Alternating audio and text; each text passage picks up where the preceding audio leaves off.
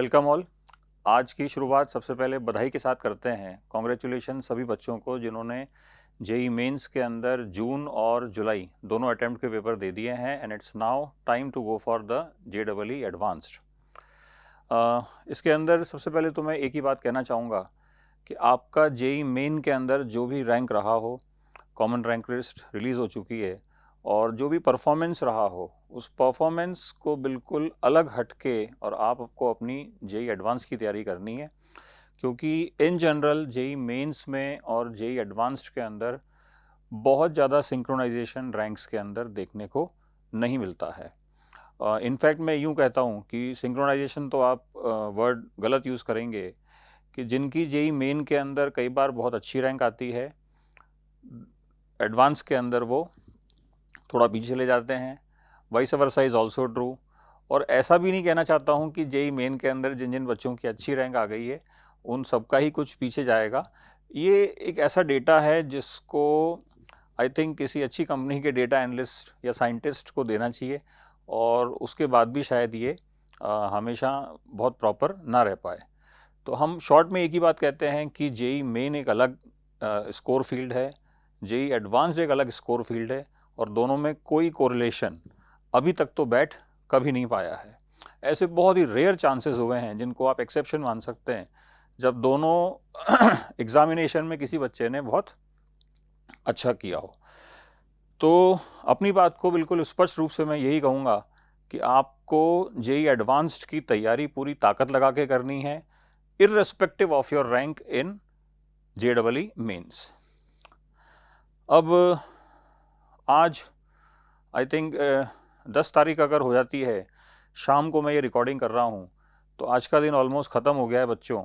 28 को आप लोगों का जेई एडवांस्ड का पेपर है, तो मोटे मोटे आपके पास 17 दिन हैं और 2 साल की मेहनत का निचोड़ आपको इन 17 दिनों में कैसे लेना है, इसके लिए मैं आपके सामने आज आया हूँ और हम ऑर्गेनिक केमिस्ट्री का एनालिसिस करेंगे कि हमें क्या करना चाहिए और क्या नहीं करना चाहिए। तो आइए शुरुआत करते हैं अपन। ये हमारे ऑर्गेनिक केमिस्ट्री के टॉपिक्स हैं जिनसे कंप्लीट ऑर्गेनिक केमिस्ट्री आएगी और आई थिंक आपने देख लिया होगा कि इसके अंदर कुछ टॉपिक्स जो हैं वो जेई एडवांस टच नहीं करता है, जैसे एनवायरमेंटल केमिस्ट्री हो गया, तो इनको आप छोड़ सकते हैं। अब बच्चे वैसे तो इंतज़ार कर रहे होंगे कि सर हमें ये बताएंगे कि कौन से टॉपिक इम्पॉर्टेंट हैं और कौन से नहीं हैं। तो I want to make one thing very clear कि अगर ऑर्गेनिक केमिस्ट्री की बात करें बच्चों, तो इसमें सारे टॉपिक्स इंटरलिंक्ड होते हैं। पिछले आप आई थिंक अगर 30-35 साल के क्वेश्चन भी देखोगे तो मैक्सिमम क्वेश्चंस इंटरलिंक्ड होते हैं। मतलब हम ऐसा नहीं कह सकते कि भाई इस एक टॉपिक में से ही क्वेश्चन आता है, क्योंकि अपन जानते हैं कि भाई एल्डिहाइड कीटोन का क्वेश्चन फिनॉल से लिंक होता है,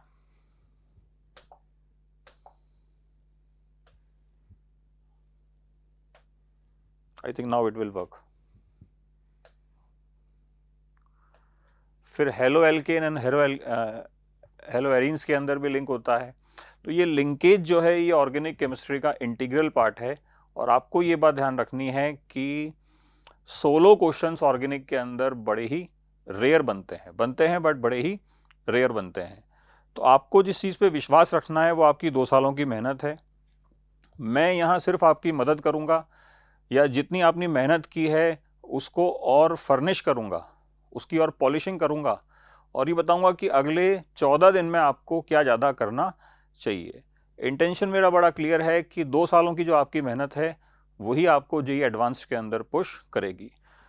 तो चीज़ों को बहुत क्लियरली इंफॉर्मेटिव बनाने के लिए हम लोगों ने डूज एंड डोंट्स रखे हैं कि जो टॉपिक आपको करने हैं और जो टॉपिक आपको थोड़े से रिलेटिवली लोअर साइड पे रखने हैं। क्रॉस का मतलब ये नहीं है कि इनको छोड़ के जाना है अपने को या अपन इनको नहीं करेंगे। Let it be very clear, they should be on the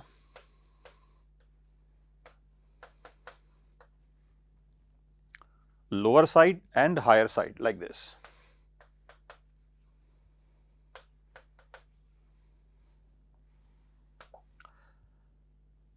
तो सबसे पहले तो अपन एक काम करते हैं बच्चों कि एक एक टॉपिक 11th और 12th का ऐसा उठा लेते हैं जहाँ से क्वेश्चन आना पक्का है, और it is pretty much sure कि वहाँ से क्वेश्चन आएगा, और इजी क्वेश्चन आएगा तो आपको करना भी चाहिए।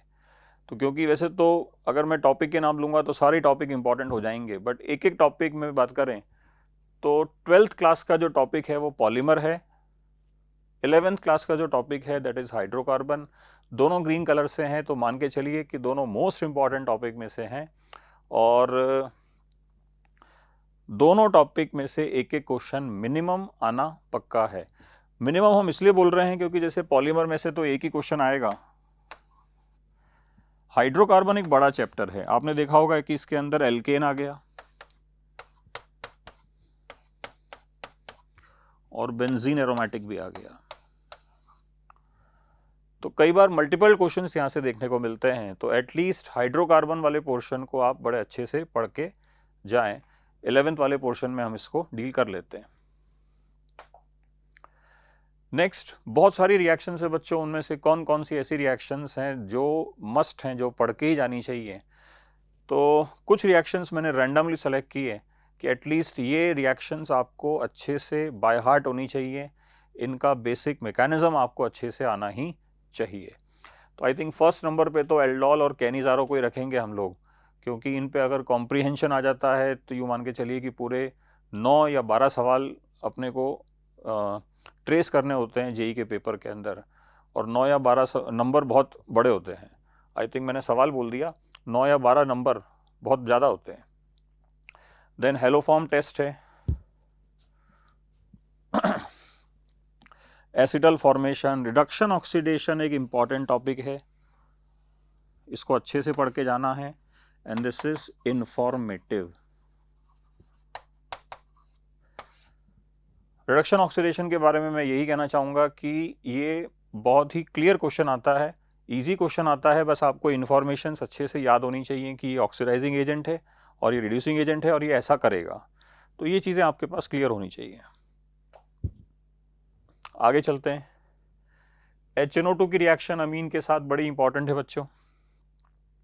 आई थिंक नाइट्रस एसिड जब अमीन के साथ रिएक्ट करेगा तो आई थिंक उसके अंदर बेंजीन डायजोनियम केमिस्ट्री अपने आप आ गई।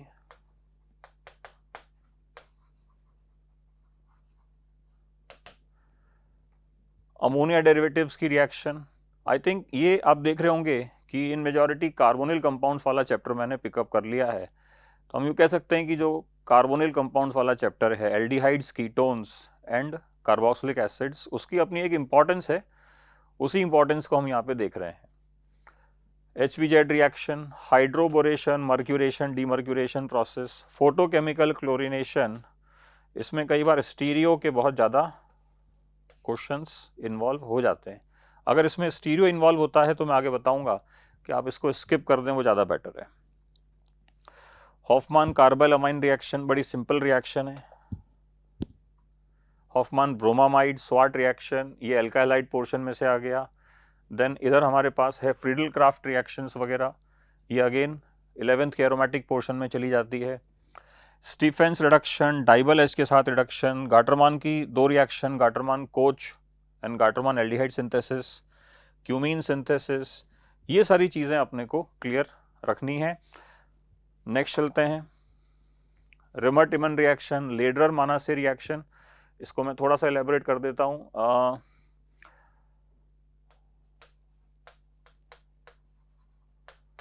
बेकलाइट का सिंथेसिस था ये, तो आई थिंक ये फिनॉल के अंदर मूव कर रहे हैं अब हम। देन फिनॉल के practical uses, formation of aspirin, ये भी काफ़ी बार आईआईटी में आ चुका है और रिपीट हो सकता है।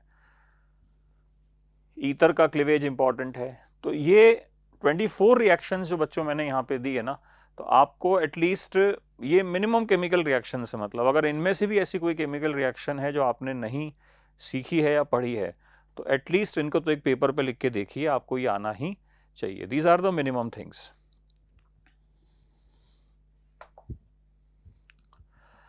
अब हम उन टॉपिक्स पे चलते हैं जिन पे लाल निशान है, और that needs to be, I must say, कि जिनको हमें थोड़ा लोअर साइड पे रखना है या जिनको नहीं करना है।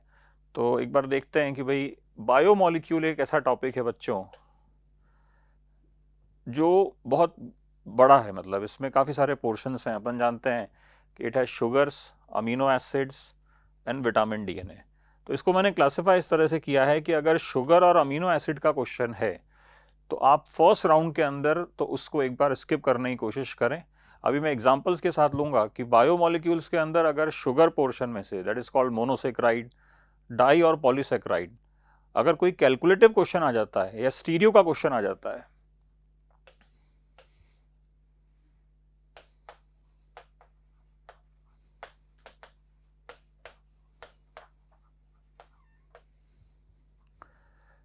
तो कोशिश करें कि आप इसको स्किप करें, एटलीस्ट फर्स्ट राउंड में तो स्किप करें।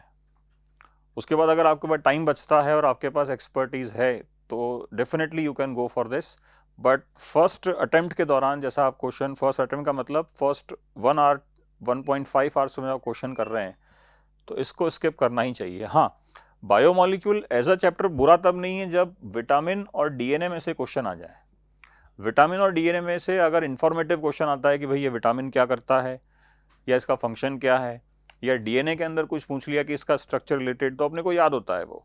अगर आप पढ़ के गए हैं, आपकी तैयारी अच्छी है और आपने याद किया है, तो डेफिनेटली काफ़ी जल्दी क्वेश्चन हो जाएगा। तो इसको अटेम्प्ट शुरुआत में ही करना चाहिए। अब मैं इसके कुछ एग्जाम्पल्स आपके सामने रखता हूँ। जैसे ये पॉलीपेप्टाइड का एग्जाम्पल है, आई थिंक ट्राईपेप्टाइड है ये। अब इसमें इन्होंने पीआई की वैल्यू पूछी है कि भाई pH 7 पे किस कॉम्बिनेशन में ये सेट होगा। तो ये काफ़ी थॉटफुल प्रोसेस का क्वेश्चन हो गया। आज हो सकता है आपको ये क्वेश्चन बड़ा इजी लगे कि हाँ हम इसको कर सकते हैं बहुत जल्दी, क्योंकि आपने इस तरह के इलस्ट्रेशंस क्लास में किए हैं। बट जब कभी भी ऐसा क्वेश्चन नया और पहली बार आता है तो it takes energy, it takes time. तो ऐसे क्वेश्चंस को मेरा कहना है बच्चों, वहाँ पे अपने को स्किप करना चाहिए। अगेन सेम क्वेश्चन आ जाता है यहाँ पे। तो ये बड़ा सा स्ट्रक्चर है। सबसे पहले हम इसको हाइड्रोलाइज करें। हाइड्रोलाइज करने के बाद देखें क्या करना है। उसके ऊपर वाला क्वेश्चन जिसमें हमें इसके अंदर टेट्रापेप्टाइड सेट करने थे। तो ये सारे जो क्वेश्चंस हैं ये टाइम टेकिंग है।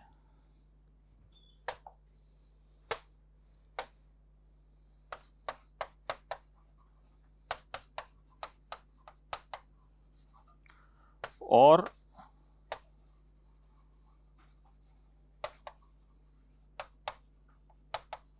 एनर्जी कंज्यूमिंग है। तो प्रेफरेबल ये रहता है बच्चों कि आप इन चीजों को फर्स्ट सीरीज में अटेम्प्ट ना करें। हाँ, पूरा पेपर आपने कर लिया, फिजिक्स का, केमिस्ट्री, मैथ्स पूरा अच्छे से अटेम्प्ट कर लिया, तो डेफिनेटली फिर आप सोच सकते हैं कि हाँ ठीक है, अब समय बचा है तो we can go for these questions. Point ये है कि जब आप फर्स्ट राउंड ऑफ क्वेश्चंस कर रहे हो तो बायोमोलिक्यूल का क्वेश्चन देखते ही एकदम स्किप कर देना है, अगर वो इंफॉर्मेटिव नहीं है तो। और इंफॉर्मेटिव है तो आई थिंक 30 सेकेंड्स के अंदर हो जाता है। अगेन सेम क्वेश्चन है, फिशर प्रोजेक्शन दे रखा है शुगर का।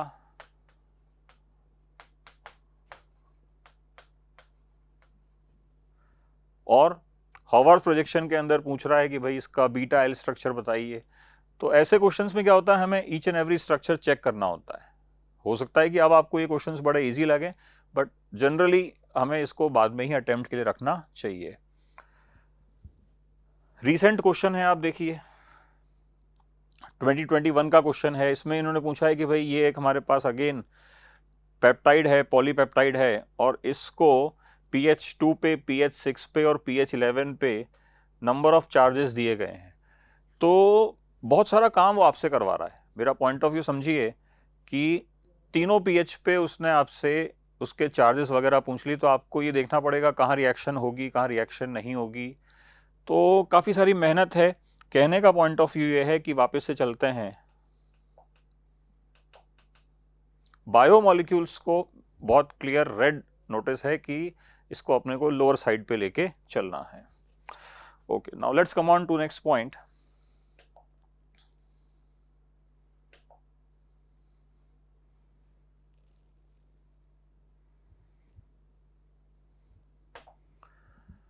नेक्स्ट जो पॉइंट है बच्चों वो स्टीरियो केमिस्ट्री के लिए है। स्टीरियो केमिस्ट्री डेफिनेटली एक इंटरेस्टिंग टॉपिक है, बट बच्चों को अगर अपन उस पॉइंट ऑफ व्यू से देखें कि कितने नंबर ऑफ क्वेश्चंस वो लोग अटेम्प्ट करते हैं या इस पे क्वेश्चंस की वैरायटी कैसी आती है, तो इट्स टफ। और अटेम्प्ट रेशियो बहुत कम होता है। तो अगर स्टीरियो आइसोमर काउंटिंग का क्वेश्चन है तो डेफिनेटली अगेन रेड सिग्नल है, आपको वो क्वेश्चंस नहीं करने हैं। हाँ, अगर बड़ा सिंपल क्वेश्चन आता है जिसके अंदर आरएस नॉमेनक्लेचर पूछ रहा है या सिंगल कायरल कार्बन के अराउंड कोई इंफॉर्मेशन पूछ रहा है, प्लेन ऑफ सिमेट्री वगैरह, तो डेफिनेटली कर सकते हैं। बट सीटो का क्वेश्चन भी नेक्स्ट अटेम्प्ट मतलब जो अपने को सेकेंड राउंड में करना है। इसमें मैं ये अज्यूम कर रहा हूँ कि जब आप पेपर करेंगे तो पेपर करते समय आप एटलीस्ट ये जरूर सेलेक्ट करें कि मुझे फर्स्ट 1.5 आवर्स के अंदर कौन कौन से क्वेश्चन करने हैं। तो डेफिनेटली ये क्वेश्चंस फर्स्ट 1-1.5 घंटे के अंदर अटेम्प्ट नहीं करने। अब देखो सीटो के क्वेश्चन थोड़े कॉम्प्लेक्स आते हैं, सीरीज ऑफ क्वेश्चंस है, उनमें से मैं कुछ लिखे आया हूं। तो इन्होंने यहाँ पे 4 मॉलिक्यूल दे दिए और अब M का रिलेशन देन N के साथ O P के साथ पूछ रहा है और अलग अलग रिलेशन है। इसमें भी क्या है, कुछ मॉलिक्यूल आप देखो सोहॉर्स के अंदर हैं और कुछ न्यूमान के अंदर हैं, तो सबको एक फ्लैट पोजीशन पे अज्यूम करना थोड़ा हमारा टफ हो जाता है। तो पॉइंट यही है कि it is consuming energy, it is consuming time and we have to save it. तो ऐसे क्वेश्चंस को एक बार तो थोड़ा सा समय देना चाहिए बाद के लिए, शुरुआत में ये नहीं होते। अगेन सेम क्वेश्चन है, काउंटिंग ऑफ स्टीरियो आइसोमर्स का है। देखो for the given compound X the total number of optically active stereo isomers. तो अच्छा क्वेश्चन इसलिए है क्योंकि पहले तो आपको टोटल काउंट करने पड़ेंगे और उसमें भी सिर्फ कौन से छांटने हैं, ऑप्टिकली एक्टिव। तो ये थोड़ा टफ हो जाता है।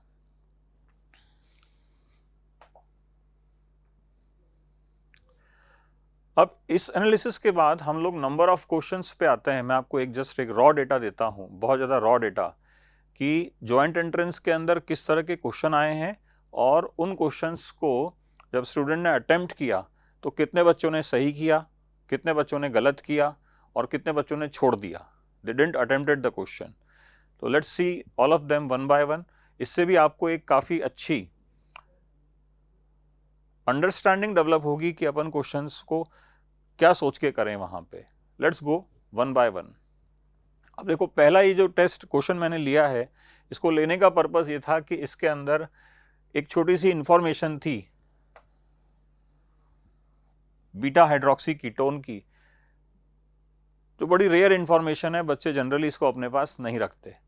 तो अब अगर अपन इसका करेक्ट रेस्पॉन्स देखें तो करेक्ट रेस्पॉन्स 5.88% है, विच इज फेयरली लो।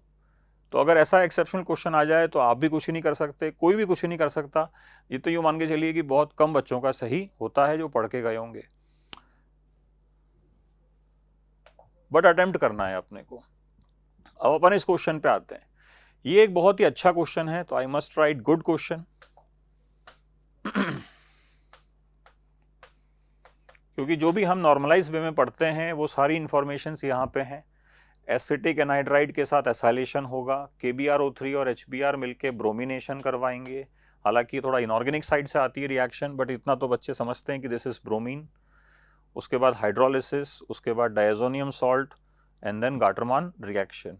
तो आप देखो कि शायद इसका करेक्ट रिस्पॉन्स का रेशो थोड़ा बढ़ गया, 18% बच्चों ने इसको सही किया है।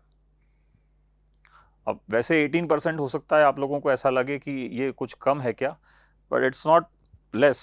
18% बच्चे अगर क्वेश्चन सही कर रहे हैं तो it is I think average question या गुड क्वेश्चन। तो ऐसे क्वेश्चंस अपने को वहां बिल्कुल अच्छे से ईमानदारी से करने हैं, फोकस करके करने हैं, ये पॉइंट ऑफ व्यू है। सॉरी। नेक्स्ट क्यूमीन सिंथेसिस का क्वेश्चन है। तो आई थिंक क्यूमीन सिंथेसिस में यहाँ फिनॉल बनेगा, उसके बाद रिमर-टिमन रिएक्शन है, सीरीज ऑफ रिएक्शन है। ये भी सिंपल क्वेश्चंस में आते हैं, मगर कई बार बच्चों का कंसंट्रेशन वहाँ नहीं होता। तो ऐसे क्वेश्चन आप लोगों को अच्छे से पढ़ के जाने हैं और करके भी आने हैं। These are the selections, these are the questions which make selection yes और नो।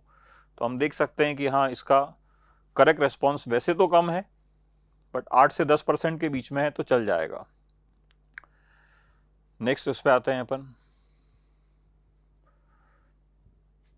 ये वो क्वेश्चन था जिसके बारे में हम बोल रहे थे कि भाई वैसे तो सिंपल मोनोब्रोमिनेशन का क्वेश्चन है, मोनो हेलोजिनेशन हो रहा है, फिर एकदम आप देखो इसका करेक्ट रेस्पॉन्स का रेशो इतना कम कैसे हो गया, क्योंकि इसके अंदर स्टीरियो इन्वॉल्व हो गई।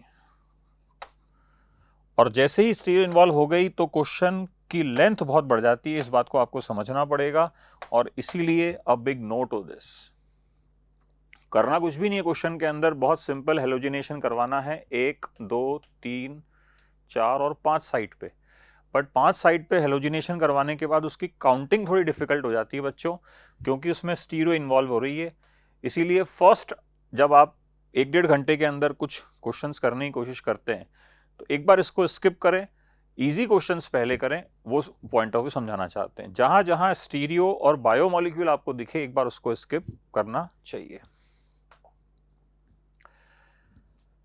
ये एक बड़ा इंपॉर्टेंट पॉइंट आ गया, मैं यहां पे क्लियर लिखता हूं कि कोई भी सवाल अगर एसिड और बेसिस से है तो इससे हमेशा इजी क्वेश्चंस आते हैं। इसको आपको अच्छे से अटेम्प्ट करना है, बहुत पीसफुली पढ़ना है और पीसफुली ही अटेम्प्ट करना है। इसका अटेम्प्ट रेशो देखते हैं एक बार, देखिए आप 35% करेक्ट रेशो है। I think this is fairly good, fairly good. तो ऐसे क्वेश्चन जब आ जाते हैं ना बच्चों, और आपने देखा होगा तो सिंपल ऑर्थो इफेक्ट पे बेस्ड है, तो इसको करना ही चाहिए आपको। 35% बच्चे अगर किसी सवाल को सही कर रहे हैं तो इट इज़ वेरी गुड।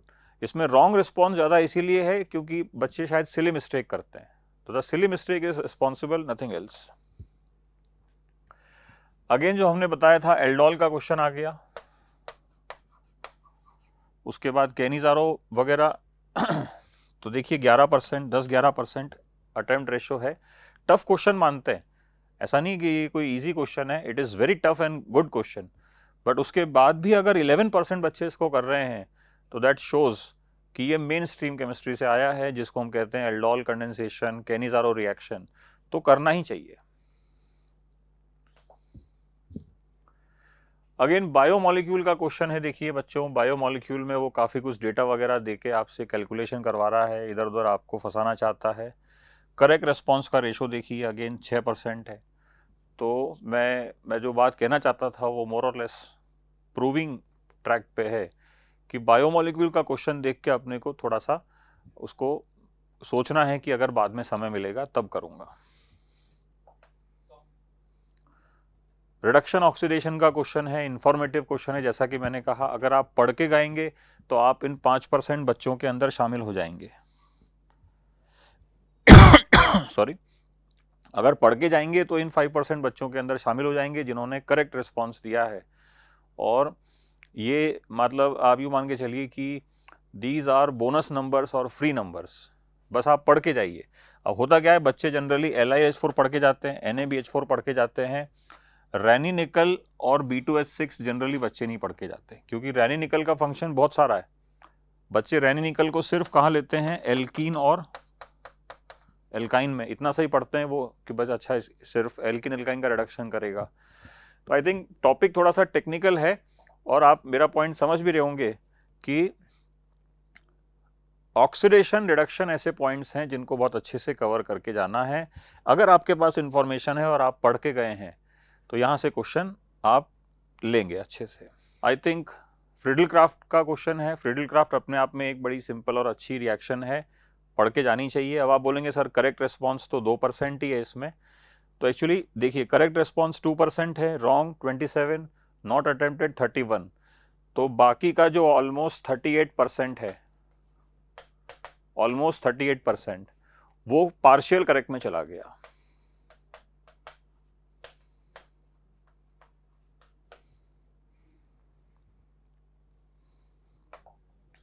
तो वो आपको 2% चीज वो दिख रही है, वो अलग है, क्योंकि तैयारी के हिसाब से डिपेंड करता है कि बच्चा कितना पढ़ के जाता है। बट पार्शियल करेक्ट मेजॉरिटी में आ जाता है, 38% इज द मेजॉरिटी। कॉम्प्रीहेंशन देखिए बच्चों, कॉम्प्रीहेंशन के बारे में एक ही बात कहेंगे कि कॉम्प्रीहेंशन जिस भी टॉपिक का हो, ऑफ कोर्स बायोमोलिक्यूल में आने की संभावनाएं कम रहती हैं, बट जिस भी टॉपिक का हो उसको बहुत पेशेंटली, बहुत ज़्यादा पेशेंटली अटेम्प्ट करें, वो करेक्ट होते हैं हमेशा। रिएक्शन देख के अंदाजा लग गया होगा कि पहले कार्बोक्सिलिक एसिड बनाएगा और उसके बाद अमोनिया डाल के थैलिक एसिड से थैलिमाइड वगैरह बनाएगा। तो आप देखिए करेक्ट रिस्पॉन्स 31% है। मेन स्ट्रीम केमिस्ट्री का क्वेश्चन है, Gabriel phthalimide reaction, again 28%। Again 18%, nomenclature का क्वेश्चन है, ठीक है। इसमें भी आप इन तीनों को जोड़ोगे तो 100 नहीं आएगा, मतलब मोटा मोटा इसमें अगर अपन बात करें तो 20% पार्शियल करेक्ट हो जाएगा। इससे एक चीज समझ में आती है कि एनसीईआरटी बड़ा अच्छे से पढ़ें आप। एनसीईआरटी बहुत अच्छे से पढ़ेंगे तो उसमें छोटे छोटे पॉइंट्स जो हैं मल्टीपल चॉइस के अंदर अगर बनते हैं तो आप वो करेक्ट करके आ पाएंगे। जैसे इसके अंदर अपन टोलुइन भी बोलते हैं और मिथाइल बेंजीन भी बोलते हैं, तो दोनों करेक्ट हो जाएंगे। Toluene is both common name and IUPAC name.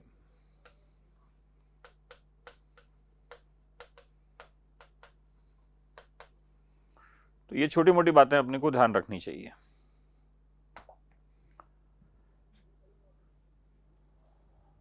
Again next अपन बात करते हैं सिंपल ब्रोमिनेशन रिएक्शन की। तो 12% है, नॉट अ बैड। ये सारी स्लाइड्स मैं आपको बता रहा हूँ, आप इनको बहुत पेशेंटली एक बार देखिएगा, और कितना समय इसमें देना है वो भी मैं आपको अभी बताऊंगा। बट मेन पर्पस अपना ये है कि एटलीस्ट अपने को ये पता लग जाए कि कौन कौन से टॉपिक के क्वेश्चंस अपने को करने हैं और कौन कौन से टॉपिक के क्वेश्चंस नहीं करने हैं। So this seems to be the point right now. अब अगर अपन एरोमेटिक का क्वेश्चन देखें, बड़ा सिंपल एरोमेटिक का क्वेश्चन है, तो नोटिस कीजिए कि इसमें रॉन्ग रिस्पॉन्स 77% है। ये इंटीजर टाइप क्वेश्चंस हैं। इंटीजर टाइप क्वेश्चंस के अंदर सबसे ज्यादा जो समस्या बच्चों में देखने को मिलती है दैट इज सिली मिस्टेक। तो अपन इस बात को भी ध्यान रखें कि ये सिली मिस्टेक ना हो। मैच द कॉलम देखिए, बड़ा सिंपल मैच द कॉलम है। मैं इस पूरे मैच द कॉलम को अभी यहीं आपको बताता हूँ, बहुत सिंपल है। देखो बेंजल्डिहाइड इसके साथ रिएक्शन करेगा और आप ये समझ गए होंगे कि बेंजल्डिहाइड जब इसके साथ रिएक्शन करेगा तो this is nothing but Perkin. फिर हम जानते हैं कि फिनॉल इसके साथ रिएक्शन करेगा, this is carboxylation, Kolbe Schmidt reaction. फिर एसिटोफिनॉन इसके साथ रिएक्शन करेगा और ये भी आप समझ गए होंगे कि दिस इज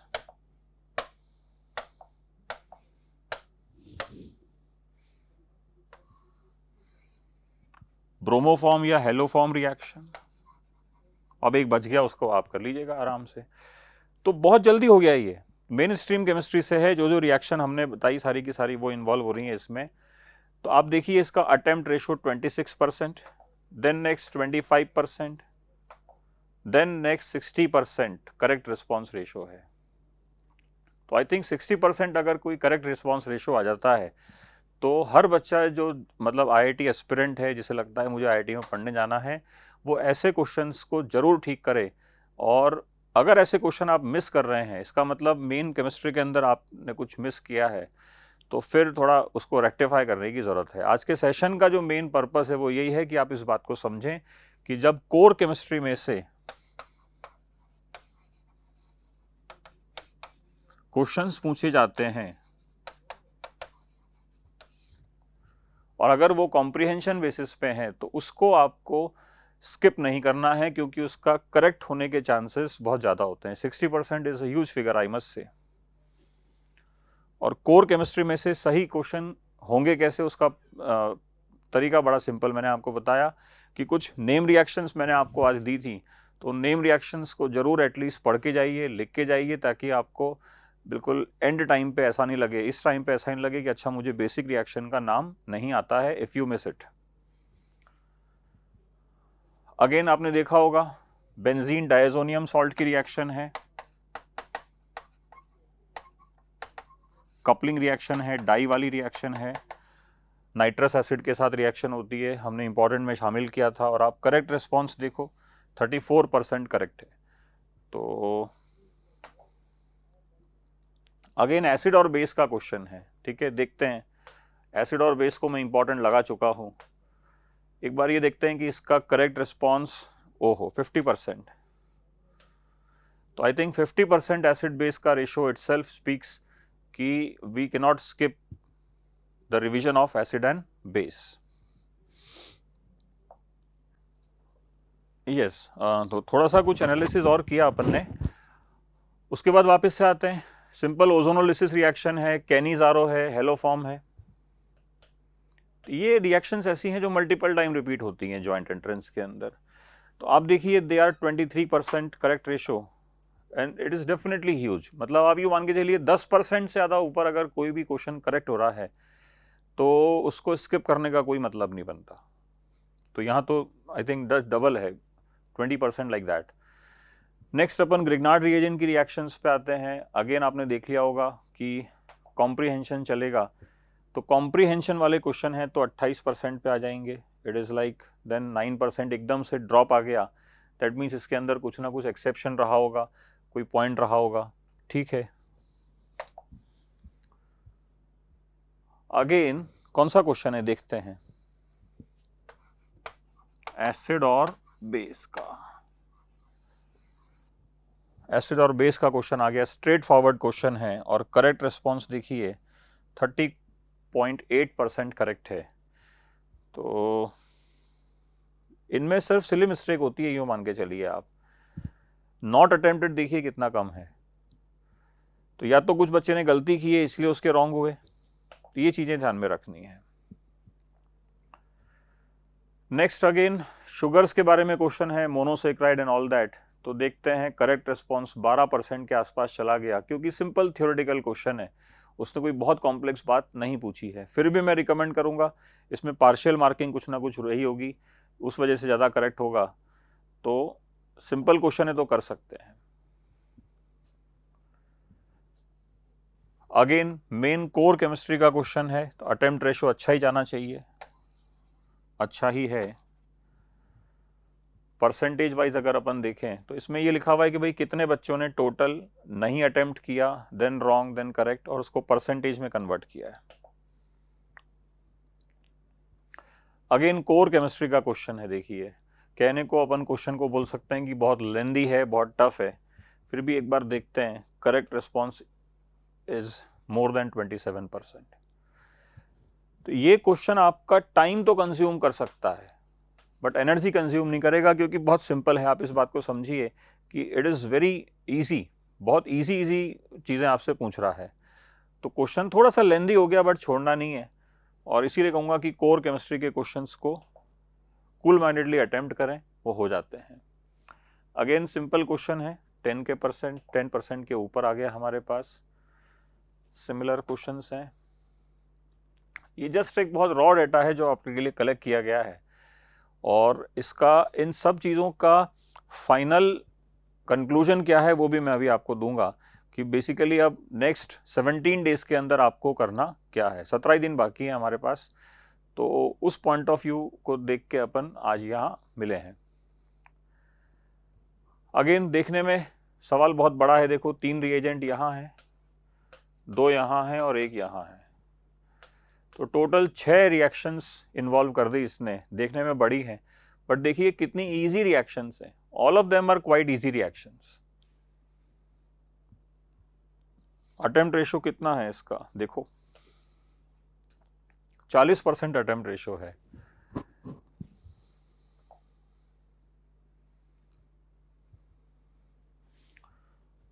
ग्लूकोज का,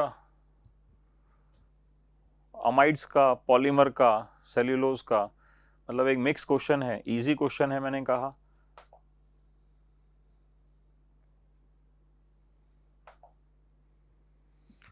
अगेन मैं अपने मेन पॉइंट पे आता हूं, देखिए स्टीरियो आइसोमर का क्वेश्चन है। तो पहले तो आपको स्ट्रक्चरल बनाने हैं और फिर उसमें स्टीरियो काउंट करने हैं। अ बिग क्वेश्चन मार्क कि ऐसे क्वेश्चन को फर्स्ट राउंड में फर्स्ट 1.5 आवर के अंदर, 2 आवर के अंदर अटेम्प्ट करें या ना करें। 3% रेशो करेक्ट रिस्पॉन्स। 88% बच्चों ने गलत किया। आप इस बात को देखिए, 88% बच्चों ने गलत किया, that means they wasted time and they wasted energy। तो JEE के एग्जाम हॉल में, एडवांस्ड के एग्जाम हॉल में यूं मान के चलिए कि अगर आप करीब 3 मिनट इस सवाल को दे रहे हैं और उसके बाद भी गलत करते हैं, क्योंकि आइसोमर काउंटिंग में स्ट्रक्चरल में कोई प्रॉब्लम नहीं आती, स्टीरियो के दौरान कोई ना कोई 1-2 छूट जाते हैं, तो क्वेश्चन गलत हो जाता है।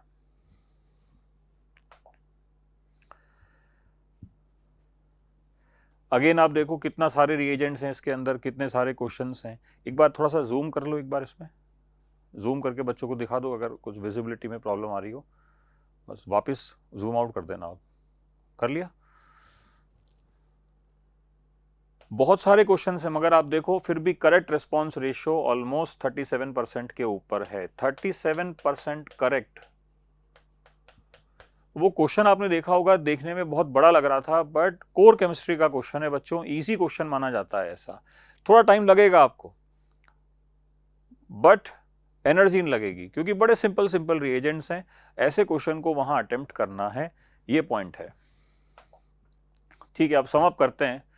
आई थिंक अभी बहुत सेंसिटिव टाइम है और इस समय पे ज़्यादा टाइम तो आपको नहीं लेंगे, तो इस चीज़ को फाइनलाइज करते हैं कि देखिए वापस वही कॉम्प्रीहेंशन है उस पर based. 31% attempt ratio, 37% attempt ratio. तो अगर इस पूरे आज के सेशन को अगर हम सम अप करना चाहें कि हम कहना क्या चाहते हैं, हमारा पॉइंट ऑफ व्यू क्या है, तो पॉइंट ऑफ व्यू ये है बच्चों कि इस पे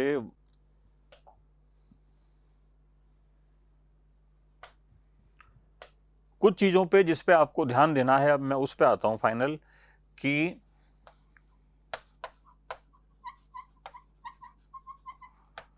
कॉम्प्रीहेंशंस को बिल्कुल नहीं छोड़ना है। Comprehensions are very important selection tools. कोई भी कॉम्प्रीहेंशन है और अगर वो कोर केमिस्ट्री में से है,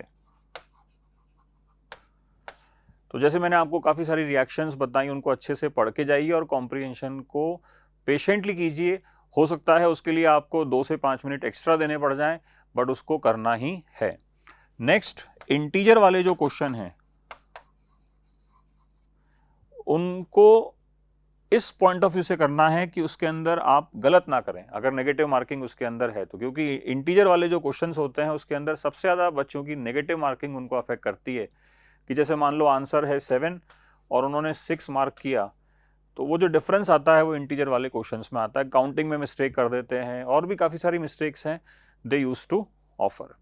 तो इस पूरी जर्नी के दौरान मैंने जो छोटे मोटे पॉइंट्स बनाए हैं मैं उनको फाइनलाइज करता हूं, और अगर जो जो टॉपिक्स आपको अच्छे से करके जाने हैं वो हैं एसिड बेस के क्वेश्चंस, पॉलीमर का क्वेश्चन आएगा पक्का है,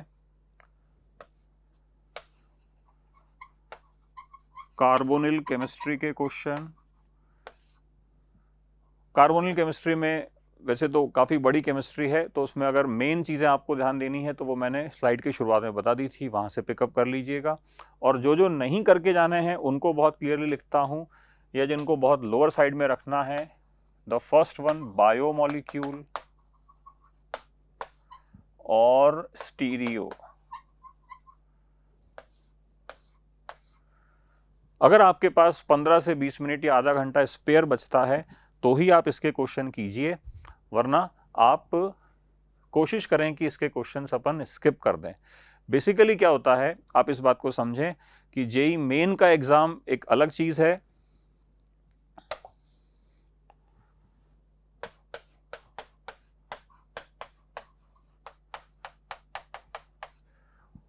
और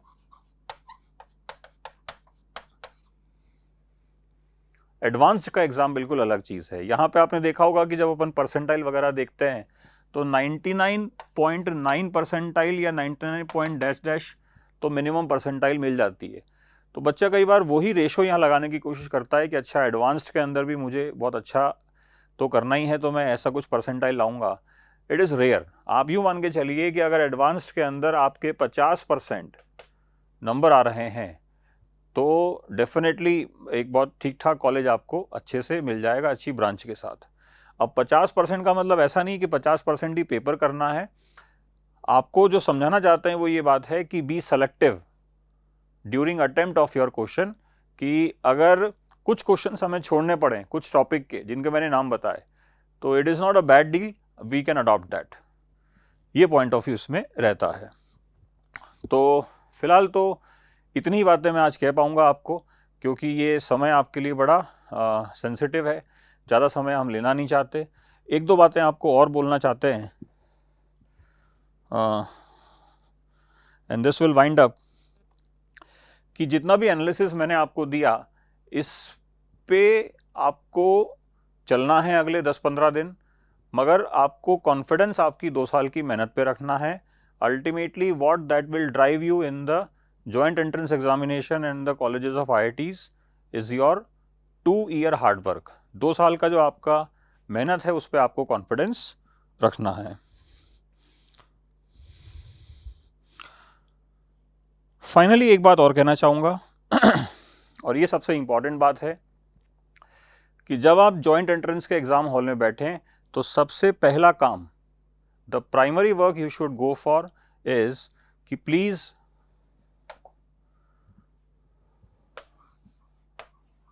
रीड द इंस्ट्रक्शंस केयरफुली.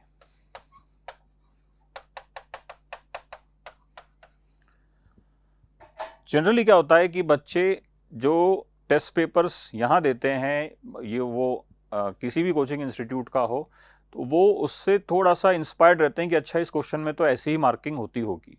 ऐसा नहीं करना है. जो मार्किंग पेपर के अंदर दी गई है उसको एक एक चीज़ को बहुत मतलब ध्यान से पढ़ना है और उसको बाय डिफ़ॉल्ट नहीं मानना है कि अच्छा ये तो ऐसा ही होता है. क्योंकि कई बार जेईई अपने नंबरिंग पैटर्न के अंदर बहुत ड्रास्टिक चेंज करता है, तो बच्चा उसको पढ़ता नहीं है. और अगर किसी भी क्वेश्चन के अंदर नेगेटिव मार्किंग नहीं है या पार्शियल मार्किंग मिल जाती है आपको कि ठीक है अगर मल्टीपल चॉइस क्वेश्चन है 4 में से 2 भी सही कर दिए तो भी नंबर मिल जाएंगे, तो उन क्वेश्चंस को जरूर अटेम्प्ट करें, उनको बिल्कुल ना छोड़ें. तो आई थिंक आप लोगों ने इस हाई टाइम के अंदर हमें सुना और समय दिया, इसके लिए सभी को बहुत बहुत धन्यवाद. And a big big best of luck to all of you. सब लोग बड़े अच्छे से पेपर करके आइए एंड थैंक्स.